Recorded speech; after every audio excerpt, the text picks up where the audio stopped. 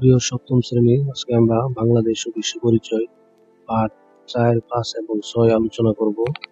গুরুত্বপূর্ণ এমসিকিউ ও ছোট প্রশ্ন দেখব। চলো এই পড়া থেকে আমরা প্রশ্নগুলি খুঁজে বের করি। বলতেছি, তৎকালীন আইয়ুব সরকার 1968 সালে পূর্ব পাকিস্তানের কয়েকজন সামরিক ও বেসামরিক ব্যক্তির বিরুদ্ধে পাকিস্তানের স্বার্থবিরোধী এক ষড়যন্ত্রে লিপ্ত থাকা অভিযোগ আসে। তাহলে কত সালে অভিযোগটি আসে? 1968 সালে। তারপর বলতেছে, কর্তৃপক্ষে 6 দফা আন্দোলনকে নস্যাৎ করাই ছিল এ মামলার মুখ্য উদ্দেশ্য। তাহলে মুখ্য উদ্দেশ্য কি ছিল?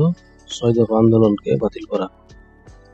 পাকিস্তানের সামরিক সরকার এটিকে আগরতলা ষড়যন্ত্র মামলা নাম দিয়ে শেখ মুজিবুর সহ মোট 35 জনকে আসামি করে মামলা করেন। তাহলে কয়জনকে মামলা করেন?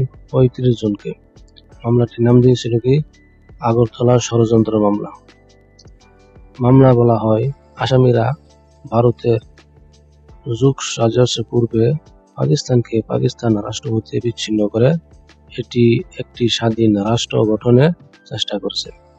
সরকারের উদ্দেশ্য ছিল শেখ মুজিবুর সহ 35 জনকে দেশের শত্রু হিসেবে প্রমাণ করে চরম শাস্তি দিয়ে বাঙালির 6 দফা ও স্বাধিকার আন্দোলন চিরদিনের মতো স্তব্ধ করে দেওয়া। তাহলে তাদের এটাই ছিল মূল কাহিনী। আন্দোলনের মুখে সামরিক সরকার মামলাটি প্রত্যাহার করে সকল বন্দীকে মুক্তি করে বাধ্য হয়। তাহলে কি করছিল?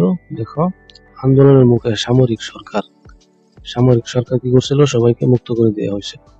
11 দফা আন্দোলন। তারপরে ঢাকা বিশ্ববিদ্যালয়ের ছাত্ররা 6 দফার পাশাপাশি নতুন 11 দফা দাবি আন্দোলন নিয়ে মাঠে নামে। এই 6 দফার সাথে কি করে? ঢাকা বিশ্ববিদ্যালয়ের ছাত্ররা 6 দফার পাশাপাশি 11 দফা আন্দোলন করেন। আর এটা ঢাকা বিশ্ববিদ্যালয়ের ছাত্ররা। তারপর বলতেছে, 11 দফা কর্মসূচিতে প্রাপ্তবয়স্কদের ভোটে প্রত্যেক নির্বাচন এবং সংসদীয় গণতন্ত্র প্রবর্তন, পূর্ব পাকিস্তানের পূর্ব স্বায়ত্তশাসন, ব্যাংক, বীমা, বৃহৎ শিল্পের জাতীয়করণ, কৃষকের খাজনা ও করের হার কমানোর, সকল রাজবন্দীর মুক্তি এবং রাজনৈতিক মামলা প্রত্যাহার সহ বিভিন্ন দাবির পক্ষে ছাত্ররা আন্দোলন শুরু করেন। তাহলে ছাত্ররা কি করেন? আন্দোলন শুরু করেন। তারপরে দেখো পার্ট 5, জেনারেল আইয়ুব খানের পতনের লক্ষ্য। 1969 সালের জানুয়ারিতে ছাত্রলীগ, ছাত্র ইউনিয়ন ও জাতীয় ছাত্র ফেডারেশন ঐক্যবদ্ধ হয়ে একটি সর্বদলীয় ছাত্র সংগ্রাম পরিষদ গঠন করে। তাহলে কত সালে গঠন করে? 1969 সালে। ছাত্র সংগ্রাম পরিষদে 11 দফা এবং আওয়ামী লীগের 6 দফার সম্মিলিত দাবি আদায়ের লক্ষ্য ছাত্ররা আন্দোলন শুরু করে।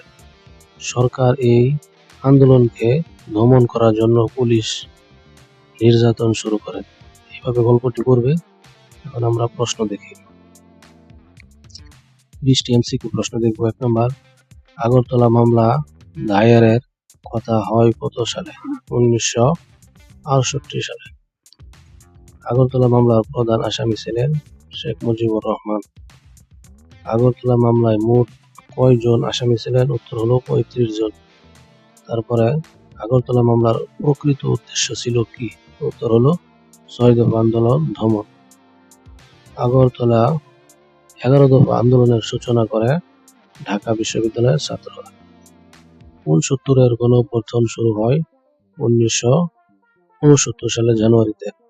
7 নম্বর, ছাত্র সংগ্রাম পরিষদ গঠিত হয় 1969 সালে। 8 নম্বর, 20 জানুয়ারি 1969 সালে শহীদ হন? উত্তর হলো আসাদুজ্জামান। 9 নম্বরে বলতেছে, সার্জেন্ট জহুরুল হককে হত্যা করা হয় 15 ফেব্রুয়ারি 1969 সালে। আগরতলা মামলা প্রত্যাহার করা হয় কত সালে? 22 ফেব্রুয়ারি 1969 সাল। আইয়ুব খান পদত্যাগ করেন কত সালে? 25 মার্চ 1969 সালে। 12 নম্বরে বলতেছে, 1970 সালের জাতীয় পরিষদের মোট আসন ছিল 313টি। 13 নম্বর দেখো পূর্ব পাকিস্তানের জন্য বরাদ্দ ছিল 169টি। জাতীয় পরিষদ নির্বাচনে আওয়ামী লীগ লাভ করে কয়টি সিট? 167টি। 15 নম্বর পাকিস্তান পিপলস পার্টি লাভ করে 88টি। প্রাদেশিক পরিষদ নির্বাচনে আওয়ামী লীগ পায় 298টি। 11 দফার একটি দাবি ছিল প্রাপ্তবয়স্ক ভোটে নির্বাচন। 18 নম্বর বলতেছে 1970 সালে নির্বাচন অনুষ্ঠিত হয় 7ই ডিসেম্বরে। 19 আইয়ুব খান ক্ষমতা হস্তান্তর করেন ইয়াহিয়া খানের কাছে। 20 নম্বর বলতেছে 1970 সালে নির্বাচনের গুরুত্ব ছিল স্বাধীনতা সংগ্রামকে বেগবান করা। এবার ছোট প্রশ্ন দেখি, আগরতলা মামলার উদ্দেশ্য কি ছিল? 6 দফা আন্দোলন দমন করা এবং শেখ মুজিবুর সহ নেতাদের দেশের শত্রু হিসেবে প্রমাণ করা। 2 নম্বরে বলতেছে 11 দফা আন্দোলনের প্রধান দাবি কি ছিল? প্রাপ্তবয়স্ক ভোটে প্রত্যক্ষ নির্বাচন, সংসদীয় গণতন্ত্র, পূর্ব স্বায়ত্তশাসন ও রাজবন্দীদের মুক্তি। 3 নম্বর প্রশ্ন, 69-এর গণঅভ্যুত্থানের সূচনা কিভাবে হয়? উত্তর হলো 20 জানুয়ারি 1969 সালে আসাদ শহীদ হওয়ার পর আন্দোলন গণঅভ্যুত্থানের রূপ নেয়। তারপরে দেখো 4 নম্বর প্রশ্ন, 1970 সালে নির্বাচনে আওয়ামী লীগের বিজয়ের গুরুত্ব কি? উত্তর হলো এটি বাঙালির স্বায়ত্তশাসনের দাবির পক্ষে গণনা দেয় এবং স্বাধীনতা সংগ্রামকে ত্বরান্বিত করে। 5 নম্বর দেখো আইয়ুব খান কেন পদত্যাগ করেন? উত্তর হলো গণঅভ্যুত্থানের তীব্রতায় ক্ষমতায় টিকে থাকতে না পেয়ে 25শে মার্চ 1969 সালে তিনি পদত্যাগ করেন। আজকে এই পর্যন্তই। আগামী পর্বে আমরা পার্ট 7 দেখব। সে পর্যন্ত ভালো থাকো, ধন্যবাদ।